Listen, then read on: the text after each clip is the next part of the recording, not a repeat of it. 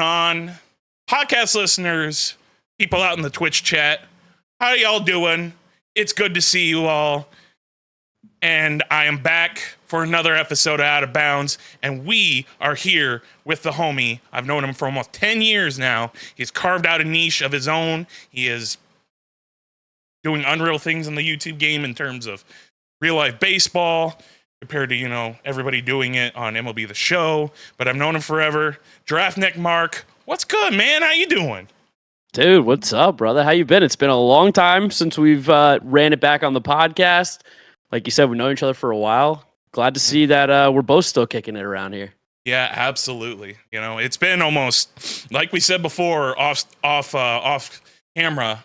It's been almost 10 years since we've known each other, and ironically, it comes from being a part of the MLB The Show community, and but a lot of people think you're just the MLB, you know, the real life MLB guy.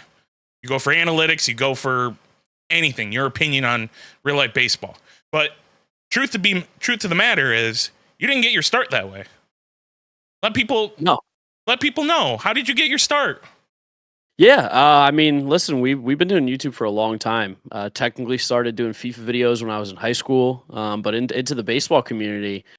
Right when I got to college, I bought a PlayStation, started playing MLB The Show. I was like, this game is a lot of fun. And there was no real baseball community for real life baseball fans at the time, just because YouTube was so strict with the copyright claims and knocking down any kind of real baseball video that wasn't MLB licensed already. So I was like, let's play some MLB The Show. And I saw there was a little community over on Twitch. It was significantly smaller than it currently is. And I started streaming and everybody was friendly. I mean, literally, I think like there might have been like 150, 200 people at the time that were like consistently watching, you know, every single person in the community at the same time. And it was a really cool place for me to start.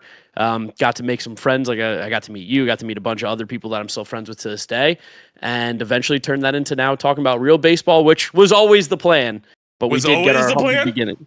It was always the plan. Okay. Well, What made you like make that switch ultimately from like gaming being a little bit stagnant in gaming and then going to real life baseball and then now you're where you're at today? Yeah, so like I said, it was always the plan because it wasn't really possible to talk about baseball unless you were playing MLB The Show, just because of how difficult it was with copyright stuff on YouTube, and there really was no baseball community. When I started making the switch, couple different reasons were there. One, I had kind of messed around with doing some real life baseball videos, talking about baseball news and rankings, and they had started to do well. MLB like kind of told me the stuff that I'm doing is good, so that was another reason why I was like, all right, maybe this is a good decision. And MLB The Show just kind of got stale for me. I wasn't really having fun with it anymore. It felt tedious to play the game as much as I was, and I just felt like there was a much bigger ceiling talking about real baseball rather than playing the video game. So that, along with the fact that I was in college, I didn't really have the time to play video games as much as you needed to for MLB The Show if I wanted to have a social life. And then graduation coming up, I was like, I'd love for this to be my job. And where I was with MLB The Show was not good enough for me to do that. So I decided to take the shot, take a chance, and luckily it paid off. I switched to real baseball, and in the spring of 2019, things went absolutely nuclear, and that just coincided with when I needed to get a job and graduate. So been super lucky and fortunate, and never will forget the MLB The Show community for giving me my start. Absolutely, dude. It's good to see somebody from the community have so much success like you do, because not everybody, you know, gaming in and itself, when it comes to creating content, is incredibly hard to be successful. It is incredibly hard to really just do the numbers that you're doing. But, you know, I mean, you're being consistent, you're staying with what you do, and you even started your own podcast about your love for the Mets. Of course. I mean, listen, everybody knows me as the biased Mets fan. I pick the Mets to win the World Series every single year. That's kind of my MO right now, and figured if I'm going to talk about the Mets this much, I might as well make another channel and do only Mets content on there. So it's been a lot of fun. Yeah, that's good. I'm glad. You guys have really like plateaued as well on the podcast, considering the fact that you're you were at one point the official podcast of the Mets. Like that is crazy to think about. That is honestly crazy to think about. And if any Mets listeners are out there listening to my podcast, watching the podcast, we'll make sure to link it in the description. We'll make sure to link it in the YouTube description. We'll have this everywhere for you guys to check this out. But Appreciate it. Absolutely, dude. You know, you've always been a big supporter of mine. I'll always be a big supporter of you, even if it's not my favorite team, you know. Of course. Like, you know, it's a crazy world we live in when it comes to like social media now, because it feels like it doesn't necessarily feel like it's been that long since we known each other either. So like it doesn't make sense to me, you know? Yeah, really no, doesn't. I mean it feels like I remember doing the podcast with you the first time around, and that was I think right before I really started to do some good numbers on YouTube. Like it was kind of the start of it. And it's just so funny looking back, like even just like the way I look or the way that you look. It's like, oh my God, I did age. I've gotten older. I look different. What the hell happened? Like and a lot of time has passed. Yeah, I showed you that episode, and there's multiple episodes we could go through on there, and you could see the growth of a lot of these people, like Cougs, for example. He looked like, what the hell? And then the fact that like many moons ago, well, it doesn't feel like many moons ago, I interviewed Jake Berger. So oh yeah, wow, nice. Yeah, no, that's crazy considering the fact that where he's at now. But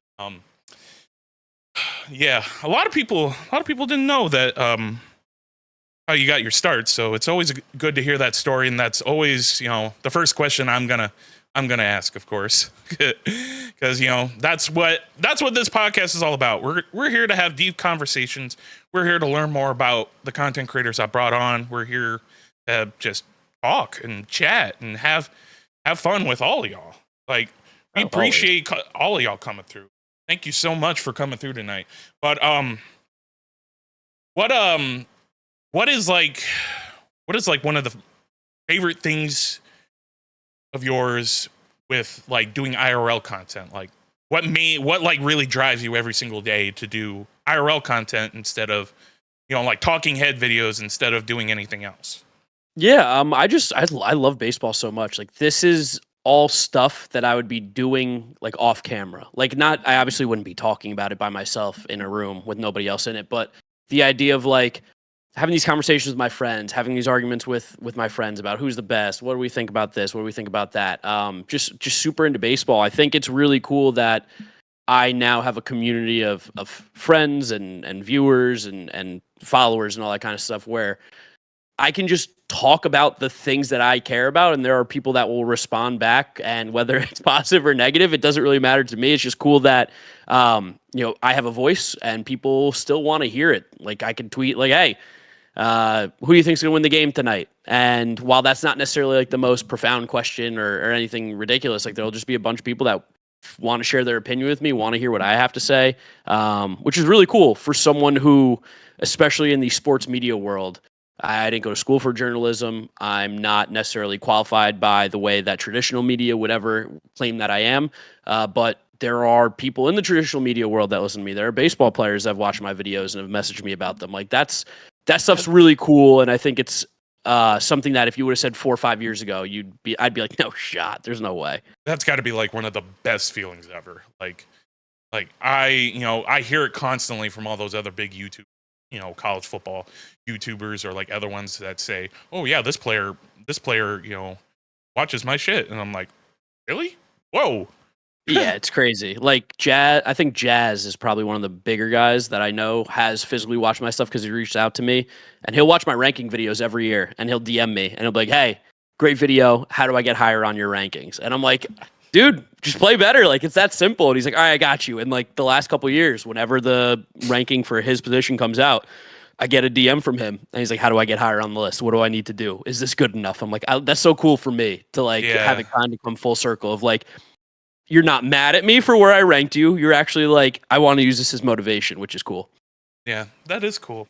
That is cool to hear that. What do you, moving past from a lot of talk about your content, What do you think about the World Series lately? Yeah, I mean, I thought Dodgers were going to win in 4. I know I kind of put that tweet out after the Mets lost to the Dodgers as a little bit of bait, just because I know I have a lot of Yankee fans that follow me, and obviously I hate the Yankees. But I really do Besides think the Yankees fans. Dodgers. Yeah, besides Yankee fans, who doesn't hate them? I really do think the Dodgers are so much better than the Yankees. I don't think the Yankees are a particularly good team. Luis Severino said it best. They have like 2 hitters on that squad. They have some good pitching, and they've played well. But like realistically, they are the American League Central champions. That's who they had to beat in the playoffs.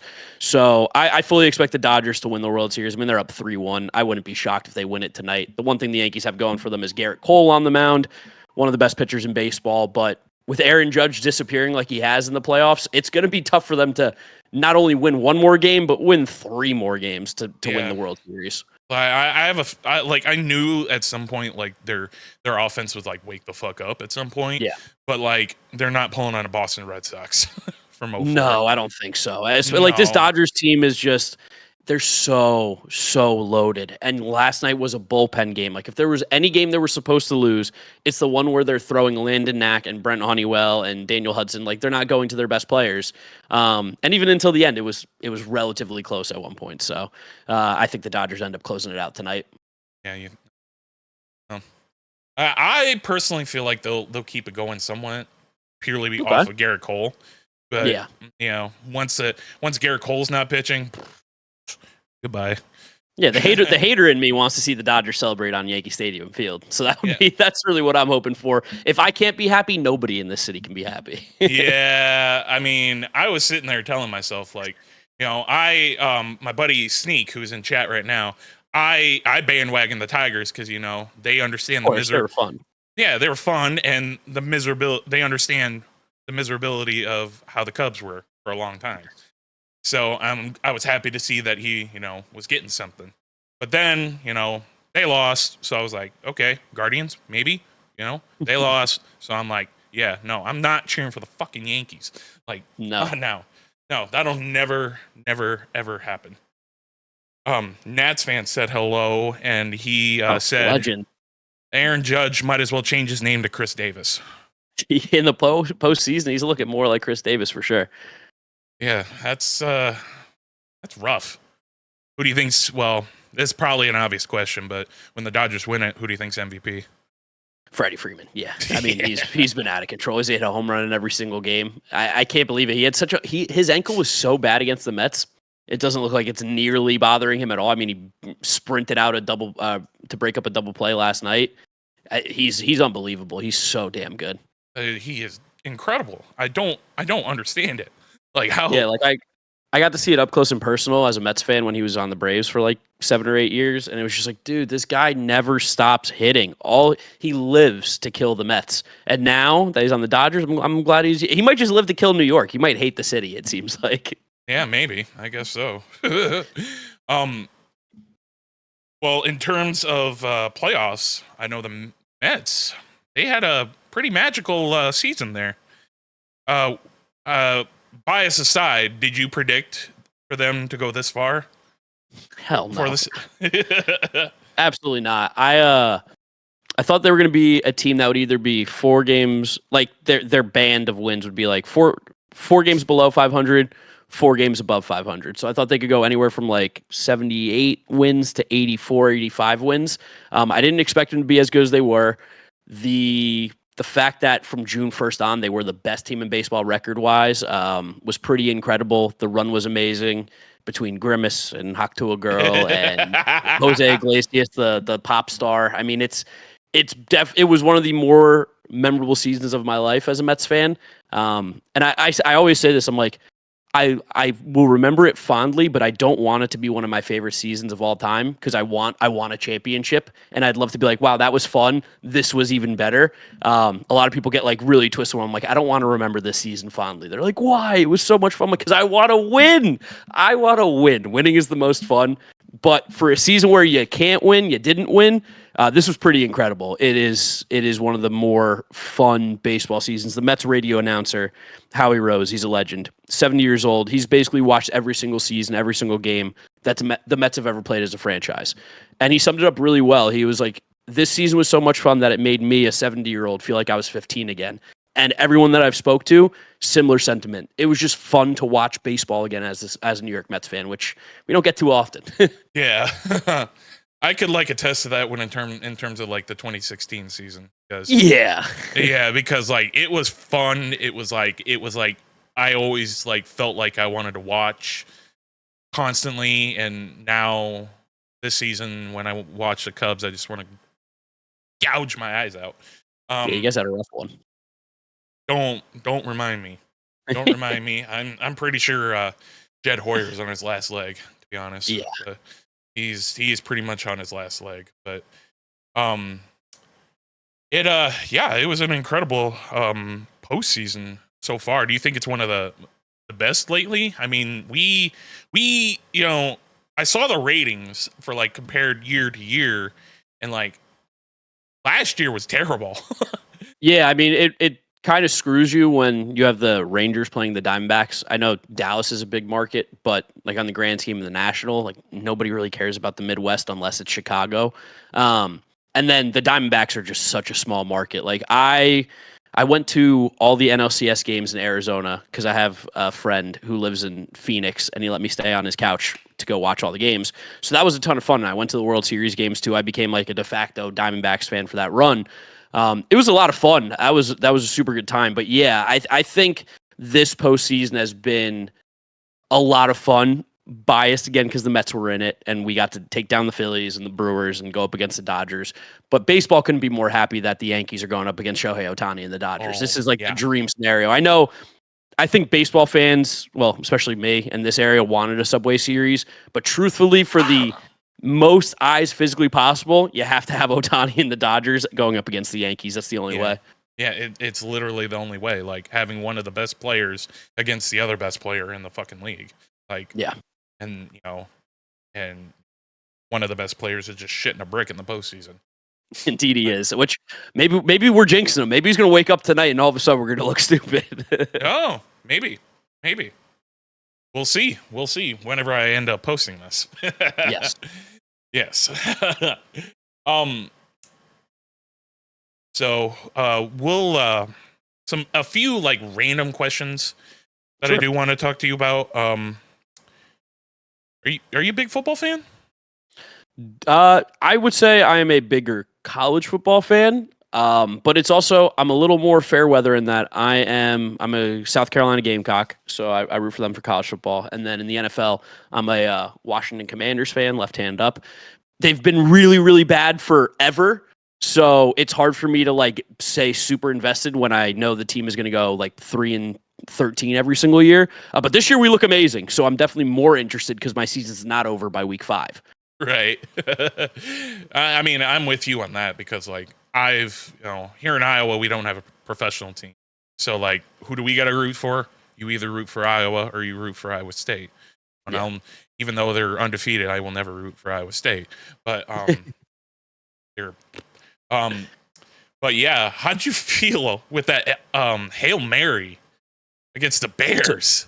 Yeah, so I was in Nashville this weekend, and I was there with a couple friends, and they ended up going home earlier. I went home on Monday, so I was in my Airbnb, just like watching the game on my computer, doing some work stuff on the side, and me and my dad were texting because my dad's also a Commanders fan, and we were like, this is a really disappointing loss. We got into the red zone like 5 times. We kicked field goals every single time. We couldn't get a touchdown. Like the defense did such a great job. This one sucks. Maybe not as good as we thought. And then all of a sudden that Hail Mary happens. Jane Daniels, almost seconds after me and my dad have that conversation. And I just call him immediately, like screaming on the phone, like, oh my God. Oh my God. Just me and my Airbnb alone in Nashville screaming. I'm like, my neighbors in this apartment building must hate me right now. Cause I was going wild. Jane Daniels is so fucking good. Dude, it is incredible to see what they're doing right now. Oh, it is like beyond belief. Like what these like Commanders can do now, considering how every single year you guys are always shitting a brick lately. It's doing this really weird thing for me because again, I know the Mets didn't win, but we had a really good season. So the Mets were good this year. The Commanders are good this year. The Knicks are supposed to be one of the best teams in the NBA. And for hockey, I root for the Rangers because my mom. They're supposed to be one of the best teams in the NHL. Right now, I'm like, I have 4 good teams. This has never happened in my life before that any of them have been good at the same time together. I'm starting to feel a little bit spoiled because I'm like, I'm starting to like be like, can the Commanders win it all? Are they really good actually? And they just keep winning games. I'm buying in. No, I'd be buying in too. Shit, honestly. Sorry, Chet. A little under the weather. I apologize. He's a warrior. He fights through it. This change of weather, man, is screwing with me right now. Going from 80 degrees to what, 60? What it is now? Like, that is just weird. It's just making my immune system go, what is going on here? But let's shift back a little bit to your content. What's at the end of the day, besides, the fact that like it's your full-time job, at the end of the day, what is like the driving force to keep you going every single day? Honestly, I really like my life. I love waking up at like 10 o'clock, 11 o'clock in the morning. I love being able to travel. I love being able to go out. I love the freedom that comes with this job. Being your own boss and shit. Being my own boss. I've never worked for anybody. I don't have any intentions on working for anybody. I briefly did with the Mets, and it wasn't the most enjoyable experience ever to have someone tell you what to do. That's not something I'm comfortable or used to. So for me, I'm really thankful for the position that I'm in, and I don't want it to ever change. And that's part of the reason why I even tried to become a YouTuber in the first place, were for these things. I saw other people in the same space have these lives that I wanted. And I'm lucky enough that I've now found my niche where I can do what I do. I enjoy what I do, so it doesn't feel like work. And I get to basically just enjoy my younger years. Like, I feel like a lot of people work, retire, enjoy it when you're older. I'm like, I'm happy to work forever as long as I'm talking about baseball, and I will have fun throughout my entire life. So, yeah, really, really grateful that I get to be in this position because of everybody supporting my stuff, which is amazing. Absolutely. What's like, what was your biggest inspiration to be? So like I said, I started in the FIFA community. I'm not a soccer guy at all. Like, that got me into soccer. Was playing the FIFA video game, but I was Me a too. huge I was a huge KSI fan, which I feel like everybody at the time was. If you were watching any kind of YouTube gaming, he was kind of the king. And now obviously he's a transition into a rapper and a boxer, and he put out that awful song recently. But he was the guy. Like, I saw him making videos.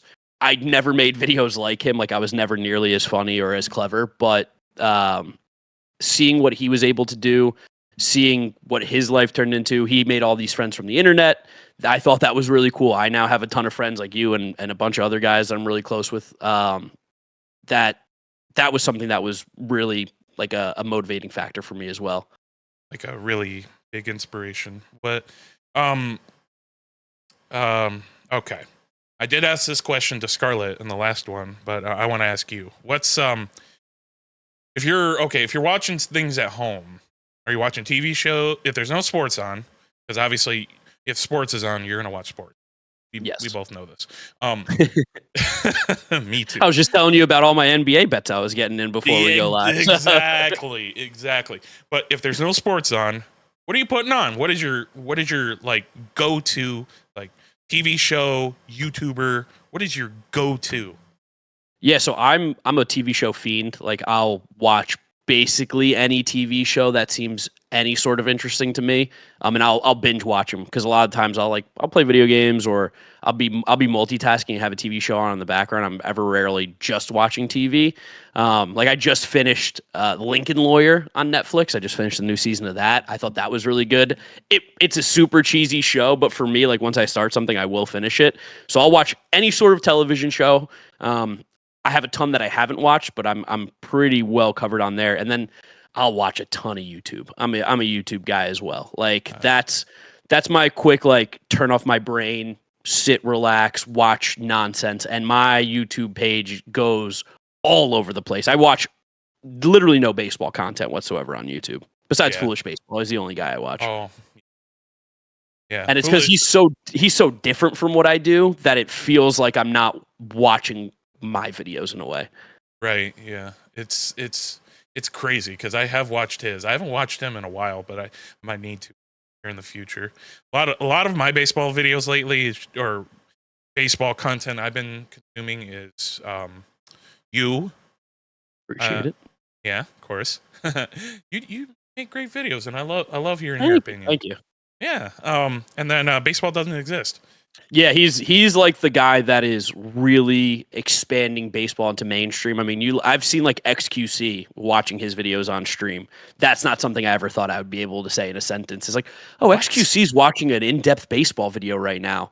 Granted, that guy's like a gremlin and streams like 24/7, so he has to fill up some time, but like his views are so they transcend really the baseball community. He's done an amazing job, and it's great. It brings more viewers in to watch my videos. That's why I never understood Exactly. when people get competitive. I'm like, please get more views. It fills down to me too. Exactly. Like the competitive, like it's okay to be competitive, but like at the end of the Yes, day, we're all a community and we all love, everybody we're eats. all, yeah, everybody eats, and like, I, and that's why I appreciate anybody that like comes on to my podcast, because like shit, you don't have to do it, and Scarlett doesn't have to do it, but you guys take time out of your day to help me out and have a little cool chat about all of this, and Of course, like man. I mean, listen, I know from my perspective, when I came into the MLB The Show community, like you were one of the first people always supporting stuff, and that's the kind of stuff I remember. So I'm like, whenever you need me, I got you. As long as I can figure out some time, I got time.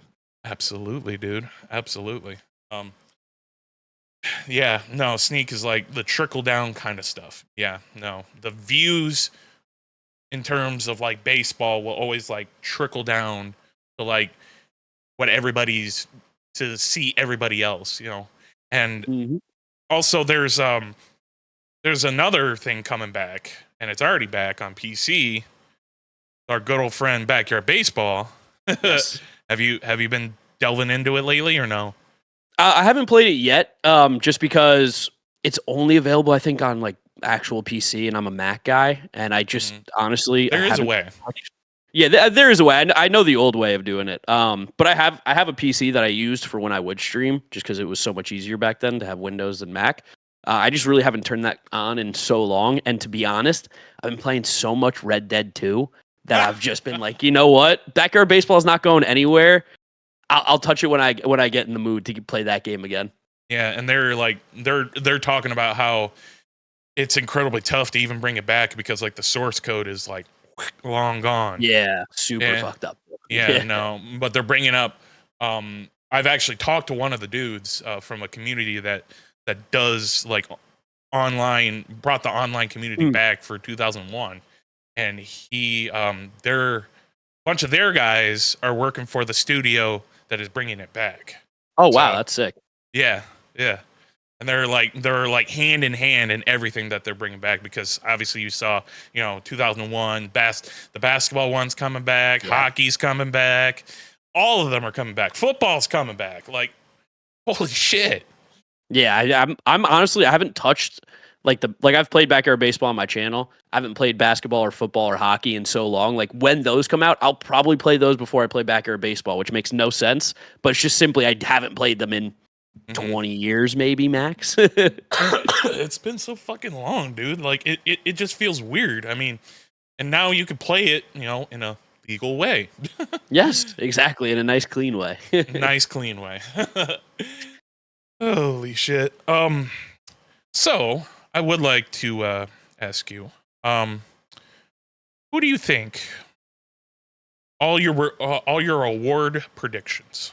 Let's go through the list of all the awards. I only say all of them because the MVP ones are pretty fucking obvious. Yeah. But what do you think in terms of like awards at the moment? Yeah, so Cy Young, I think it's gonna be Tarek Skubal in the American League. He was just, I think, the best pitcher in that league this year. He was disgusting for the Tigers, maybe the best pitcher in baseball. National League, I low key think it should be Paul Skeens, but it's not going to be. I think it's going to be Chris Sale. Zach Wheeler also has a really good argument. I think a better argument than people even realize. But Sale, what he did this year was pretty incredible. He was probably the best pitcher in the National League. Yeah. Coming back from what coming back from what he had to deal with. Yeah, and I think they'll just Yeah. give Skeens the Rookie of the Year. I mean, he earned it. I think he deserves it. I know a lot of people are saying Jackson Merrill, but I mean, Paul Skeens threw like 100+ innings this year and had an ERA in the ones. That's insane. He, like, in my opinion, probably is the best pitcher talent-wise in Major League Baseball. People are going to be really pissed when I release my rankings in December and have him like third. But that's what we do over here. We like to get people a little bit mad. And then the American League, I think it's probably going to be Luis Heel. It's going to be a weird double pitcher year. I think Austin Wells has a shot, Colton Cowser, and Willie Abreu are other guys, but feels like it's going to be the two rookie pitchers this year for the Rookie of the Year. Right. I talked about this with Sneak, but in my opinion, managers of the year, the AL has to go to the Tigers, right? So I think there's two. I think it's down to three people. I think you can make the conversation of either AJ Hinch for the Tigers, Matt Quatraro for the Royals, or Stephen Vogt for the Guardians. I think it's probably going to end up being Vogt, just because of the Guardians were had the second best record in the American League this year, and that was pretty unexpected. A team I thought was going to finish in like third or fourth place. Where the Tigers, this is like the weird one where they have a better story. So maybe AJ Hinch could sneak in there, and I wouldn't be mad if he did, because what he did with that Tigers team, let's be honest, that Tigers team stinks. Like, they're not very good at all. To make the playoffs like that, very impressive. But I think it's probably going to go to Stephen Vogt. Yeah. Although, considering again, it feels like a coin flip. Yeah, I mean, first-year manager, never been a manager before. He used to be a did player. a great job. Like, that was incredible. Like, yeah, he's had some really good quotes too. Like I've seen. He talked about, like, how do you live with your decisions that you make? He was like, I made the decision. Like, at the end of the day, if it's the wrong one, I'll learn from it. But I can't second guess every single thing that I do. Otherwise, I'm going to just end up sitting my hands and doing nothing. And I was like, all right, I respect that. Like, that's spoken like a ball player. I respect that. I definitely respect that. Okay. Trying to think of how I asked this question, but I don't know how familiar you are with the Cubs situation, but what do you think they need to do to get into a better position? Because right now, like I told you off camera, I want to gouge my eyes out every time I watch them. Yeah, Cubs are in a weird spot because they're, like, not bad at all. Like, 83-79 is a team that, you know, a couple different moves here and there, you can be a playoff team. That's they're finished like 3 or 4 games out of the wild card, I think. They probably just need, like, this is lame, but they just, like, need better players. I like Michael Busch a lot. I like Ian Happ. I love Seiya Suzuki. I think Pete Crow Armstrong's going to be good next year. But yeah, I'm sorry. Getting the production that they did have, like Dansby Swanson, and I know Morel's not there anymore, but the combination of Morel and Paredes, even like Bellinger was good-ish. They have the hole at catching. The pitching wasn't really even that bad this year. Like, the starting pitching was actually pretty good. The bullpen wasn't horrendous. I think you just sometimes need the ball to break the right way. They have a good core in place. They just need to find someone that can be the guy. I feel like right now they're missing their guy. Where, like, you look at the Mets, Francisco Lindor. You look at the Phillies. Granted, that Phillies team is loaded, but you have Bryce Harper, Dodgers, Ohtani, Mookie Betts. Like, the Cubs just kind of have a bunch of good players that are, like, borderline top 50 players in the league, rather than someone who's, like, a clear and obvious, like, this dude is awesome, amazing MVP candidate. Right. Yeah. No, I actually fully agree with you. I was just curious about your opinion, considering, you know, somebody that does content in terms of baseball, and, you know, you're not a fan, so, like, what do you think the best thing to do? Do you think Jed's there next year? Or like, Jed is there next year. Do you think Jed is there after next year?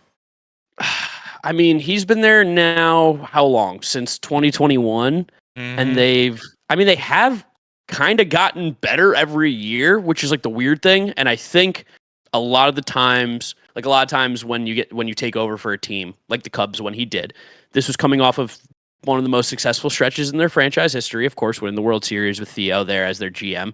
And then he was kind of the guy who was in charge of tearing it down and building it back up. And baseball fans are impatient. Baseball fans want winning, and especially after your team was so good, and you go back to being towards the bottom, that hurts even more, and you want heads to roll. I don't know how much better he could have done. Players just haven't signed with them. Like, they got Cody Bellinger. He's been good. They got Seiya Suzuki, which he's such an underrated player. I think he's great. And Shota was fantastic. One of the best pickups this offseason. So he's done a lot of really good things. At some point, like, they just need to win games, and that's not really on him as much. I think he's done as much as he can, and it does seem like he gets hamstringed a little bit or handcuffed a little bit by the fact that the Cubs ownership doesn't want him to go spend like the Mets or the Yankees or the Dodgers. I think yes, and I think that is horse shit. Yeah, it is. The Ricketts are cheap. Yeah, the Ricketts are cheap, but considering like we're up there with the Mets, like we're top richest teams there, and like we don't want to spend. Like, Cody's not going to be our guy. Like, we need to go out and spend. Like, do something. Get a closer. Like, we don't really have a closer. Like, no, you guys definitely don't. And we're letting go Kyle Hendricks. That, honestly, he's long gone. You know? Yeah, no, he's done this year. He's done. I don't want to talk about it. You know, and we just need to find something different. But, like, in just a different, like, good player. Like, just to be that number one guy. Because, like you said, do we have that number one guy? We thought we had that number one guy in Cody Bellinger. But he's kind of been shrug, meh, you know, like, okay, but meh, you know, and you guys got a generational talent in Francisco Lindor, so. Yeah, that does help a lot. Yeah. What do you think the Mets need to do in order to do what they did this year for the rest of the sign Juan Soto? That's the only thing I like, because we do the podcast. Bring Grimace to every game, or what? Grimace has to be taken back a notch now. That was a 2024 thing. 2025, we got to find our new thing. But like, because we do the podcast, we talk about this a lot, and the conversation can't start without saying Juan Soto. Like, Juan Soto is the best free agent available. He is one of the 3 best players in Major League Baseball. You have the opportunity to get him. If you do, it changes the franchise. Just like getting Francisco Lindor changed the franchise. Took us from kind of a joke to a team now that's good, a consistently competitive team, which is something we haven't had in franchise history in a long time. Juan Soto all of a sudden then takes you to a World Series contender every single year because of that lineup, because of what he brings to the plate, because of the player that he is. And then you build around him. Like, you get Juan Soto, doesn't mean you can't go get some pitching, doesn't mean you can't still sign some other players. I know a lot of Mets fans want Pete Alonso back. I do too. But if it's between Pete and Juan Soto, I think you'd be an idiot to say you want Pete over Soto. Like, Pete's great. No. Juan Soto is so much better. So for me, like, I can't even really think about all the other Mets moves yet until we know what happens with Juan Soto, because I think he is, target number 1, and I don't think the market moves without him going somewhere. Yeah, and I think, but me personally, Yankees are going to give him a blank check. Let's be honest here. I think so. I think the only problem is the Mets might give him 2 blank checks. Like, I think Steve Cohen might like, do you want to own the team with me? Like, he's gonna do something. Like, he's gonna bring a truck, Brinks truck, or throw his big balls on the fucking table and be like, yeah, I got money. Fuck you. Yeah, I'm really hoping this was an experiment for Juan Soto. He's like, oh, I like New York. I just want to play for the Mets. Like, that would be, if the Yankees lose the World Series and Juan Soto signs with the Mets this offseason, that's almost as good as winning the World Series. Almost. I know you'll be, the moment I see that, if I see that notification, I know. The views will be amazing. Yeah, you're going to be making a video. You're going to be smiling. You're going to be laughing. Yep. You're going to be talking shit. I'm going to be smoking a cigar, popping bottles. Yeah. Oh, bringing my them all God. I'm waiting for your Joe Burrow video of you smoking a cigar. Yes. That would be hilarious. What is one piece of advice you would give to somebody that's trying to come into your space, my space, like, in terms of like content? Like, somebody comes up to you and says, "Hey, I want to do baseball content." What's the first piece of advice you give them? What kind of baseball content? Like, what do you want to talk about in baseball? Baseball's so broad. Like, just for examples, you have me, who I think does more like opinion analysis, ranking stuff. Like, I'm very much like a Talking head. talking head. Yeah, a Yeah. talking head to give you my thoughts and opinions. You go to Fuzzy. Fuzzy's going to give you his opinion, but he's more news. He's going to be telling you about what happened. He's going to be giving you all the information that you need from the prior day or what's going on the next day. You go to Foolish Baseball, you get the nerdy, awesome analytical baseball stuff, deeper than I would ever give you on a certain topic. And then, like, you look at John Boy, he'll give you the breakdowns. He'll give you, like, kind of funny clips like that. Even Jolly Olive, like, he'll do more storytelling. Baseball doesn't exist to give you the amazing stories, and the storytelling ability that he has is incredible. So I think you got to find, it's crazy. You got to find your niche inside your niche. You got to have a plan. And then the thing I do like to tell everyone is just, you kind of got to become obsessed with it. You can't just make videos and hope they do well. You need to see what does well. You need to know what does well. You need to take in YouTube itself. Like, if you just make YouTube videos and post it and walk away, you're never going to get better. You're just hoping that people watch your videos. But if you watch other videos in different categories, you watch different niches, you look at the people inside your niche, watch people who are, successful, see what they say to do. There's so many great resources available on YouTube just to help get your channel started. Like, the difference between what's available right now from when I started is crazy. Like, I look back at my videos, I'm like, oh, if only I knew the things I knew today. Now you can know that stuff. It's all out there. So, go full force, go 100%. I know not everybody has the time to go 100%, but whatever the percentage of your life that you have to give to it, go for it. Like, there's no reason to half-ass it. Yeah, there is, right. And I feel like that's something I struggle with incredibly because, well, doesn't help that I have ADHD, but I can't use that as a crutch. But I what a lot of people struggle with is being able to obsess over it, and like look at the analytics, look at videos that tell you how to do what and stuff like that. Like, I've learned how to edit better. I've learned how to talk better. I've learned how to do these podcasts a lot better because that's the one thing I missed was the podcast, because like being able to have a conversation, with you, people have a conversation with Scarlett, and like have conversations with people I haven't had a conversation with in like at least a couple years, and it feels good, it feels great. And no, dude, it's a fun job. That's why I always tell people, I'm like, I couldn't recommend it more. This is a lot of fun. Yeah, no, I believe that. All right. Here's a question. What is one individual, dead or alive, you would want to collaborate with on a video or anything? Ooh. I mean, Mike Piazza is my number one guy. He's like my favorite player of all time. So he's my typical go-to answer. I think the content would probably stink from what I've heard. He's not the nicest guy. And is a bit boring and might not be the most receptive to what I'm doing. I'm trying to think outside of him. You know what? I've always really gonna get real random cut here. Mhm. Action Bronson is like one of my favorite people in the music industry. I love his show. Fuck, That's Delicious. I think he's one of the more interesting people in music right now with his background from being New York, and he was a chef for a while, and then he became a rapper, and his like lyrics and flow are so unique, and he just like seems like a fun guy to hang around with. So if I could ever get on an episode of Fuck That's Delicious with him, I'm like, I can't eat dairy. There's like certain things I can't eat. I'll just, wherever he goes, I'll follow, and I will just listen to him blindly because he seems like such a fun guy to hang out with. Absolutely. I've seen a couple of videos, and I've seen some videos like breakdowning like all about his life, his music, and like he essentially it just looks like he just does whatever he wants. Yep, that's pretty much it. I like that. Like, doing whatever you want that just sounds amazing. If you weren't okay, how about this? If you weren't doing content like you are now, what would you be doing? Yeah, so I was applying for jobs as I was getting ready to graduate because my channel had not yet taken off. Like, my channel took off in May.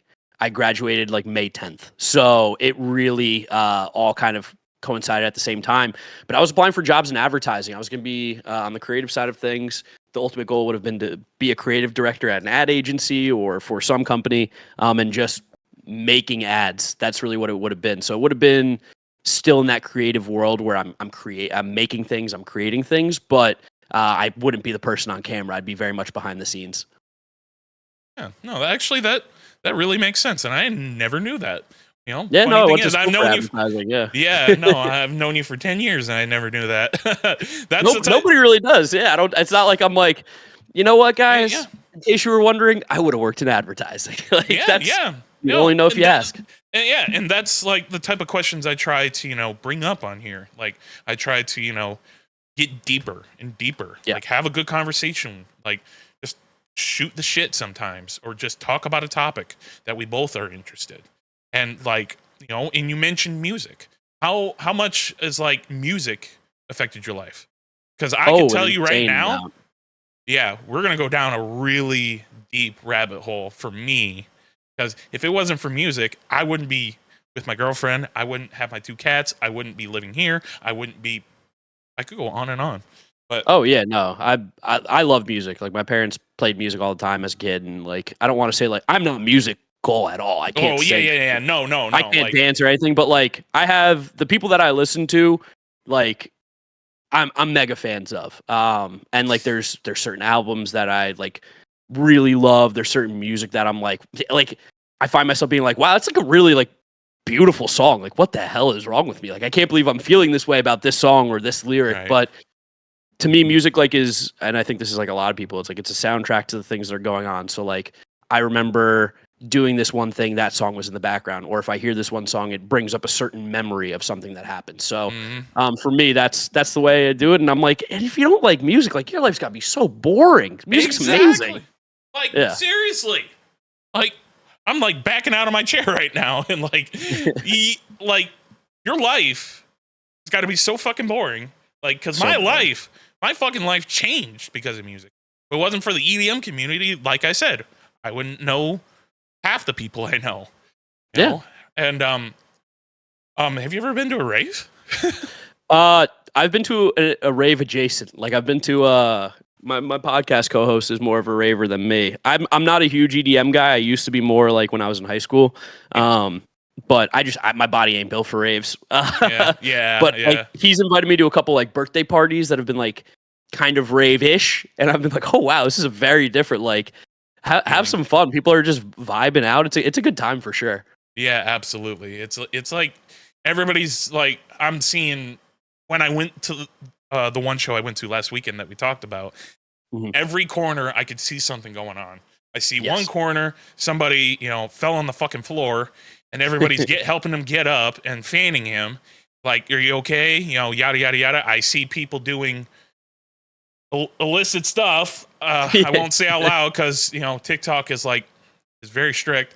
And in the other corner I see people vibing. In the other corner I see somebody smoking something. Like Yeah. everybody's just having a good time. Like, and honestly, the reason I asked is because like I feel like if you went one with me, you would have a fucking blast. Dude, if I'm in the area and there's one going on, we'll run it. Definitely. I'm Absolutely. always open. Yeah, absolutely. If you're ever in Chicago, you ever in Minneapolis, you know. Of course. We'll do. Absolutely. Um, but I can't really think of a scenario other than the Field of Dreams game. If you were in Iowa, Yeah, that's gonna be a tough state for me to get to be honest. It's so boring here, dude. Call it a flyover state for a reason. I mean, it's cheap to live here. Listen, no slander on living there. It's just getting me there from New York gonna be tough. Yeah, no, I don't blame you. Do you think MLB is bringing back the Field of Dreams game at some point? Dude, I have no idea. There's a lot of stuff that they've done the last few years that I really liked, and then all of a sudden it's disappeared. Like I go to the London series pretty much every year because I have friends over there, so that's kind of Oh, our way yeah. to see each other. And then we watch baseball. And they haven't even announced next year, so I don't know. I have no clue what's going on with any of this stuff. I wish I knew Yeah. more. I wish I knew more too, because like, as far as I knew, they weren't doing these past few years due to the fact that they were doing construction. They're making a hotel. They're making a bunch of bullshit, and it's like you're ruining it. Like, build a hotel. That's fine because we do need more of those. Because I've been to Dyersville. There's like 4 or 5 hotels. Let me tell you. Yeah. Like, there's nothing. There's barely anything. I got family over there. It's it's beautiful when you go. It's beautiful when you go there, and it's peaceful. That, Yes. Um, unless you go to like a Hawkeye game at Kennick, because that's a different breed. We know how to party. We know how to party. Nice. But last thing I knew, they were like talking about how they weren't doing it because construction, because Frank Thomas was like a big person into it, and like he was like wanting to do a big plan, and then all of a sudden he sold it again. Oh, really? Interesting. Yeah, he sold it to the to a company that's based in Dyersville. So it stays in like Dyersville, Iowa hands. So That's cool. Okay. Yeah, it is cool. But hopefully they bring it back, because then Yeah, all it was a my lot of friends, fun. yeah, then all my friends can come visit, because we're about 45 minutes Oh, from. you're close. Yeah. That's not Yeah. I'm about 45. It's a drive, but you know, you could easily, we could all easily get a place and Yeah. just kick it in Cedar Rapids. But all right. One last quick question for you, and then we will end it there, because we're hitting at a good point. Shout out to the TikTok chat, the real Jay Velez. Shout out to you. Shit. That's a name I have not heard in a while. Jay, wow. What is good, brother? That's crazy. I haven't heard that name forever. You're telling me, dude. All right. Jay's a legend. He is an absolute legend. All right. Top 5 baseball movies. Go. Ooh, hold on. I wrote it down the other day because I actually was getting ready to make a TikTok about this. Let me pull it up. Good timing. You're getting a little sneak peek here. Where did I put this? My favorite top 10 baseball movies. Well, number 1's gonna be Field of Dreams. That's obvious. Yeah, Field of Dreams 1. Number 2, Major League. 3, The Sandlot. 4, Moneyball. 5, 42. Hell yeah. I'd say that's perfect list. I think it's a pretty good one. I mean, like, I would say like Benchwarmers is like one of the stupid baseball movies that I love. It can't get into the top 5, but I probably would rewatch that over 42. But 42 I know is a better movie. I love 42. Like that. Bad News Bears was awesome. I love that movie. That's one of my favorite. Mr. 3000, like that. I love some of the really like crappy baseball movies, like Mr. 3000. But that wasn't that bad. I like it was funny. It was like hokey and cheesy and stuff. But Bernie Mac's the man. I loved Bernie Mac. Doesn't love that man, honestly. Rest in peace, legend. R.I.P. R.I.P. All right. What about you? What's your top 5? I gotta sit back and think. Well, number 1, Field of Dreams. That's obvious. Of course. Yeah. You're a boy with a dad. Field of Dreams is always number 1. Exactly. And you always, being an Iowan, you always hold Field of Dreams at a place in your heart, because we don't got many things to really talk about. No. The only things we have to talk about is tight ends that come out of Iowa, or like some of the players that come out of Iowa, and that's it. And then like Field of Dreams, that's it. Yeah. Or when something like bad happens, like when the flood happened in like 2008. Yeah. But all right. But Field of Dreams. Number 2 is what is it? Number 2 is Sandlot. Always a classic. Yes, Number sir. 3, 42, because I love. I've watched it multiple times. I'll rewatch it again if I want to. Like I introduced 42 to my girlfriend. She loved it. That's cool. Like she's not a sports person like at all, but a very creative person. She loves the movie. Number 4, Moneyball. Number 5. God, this is tough.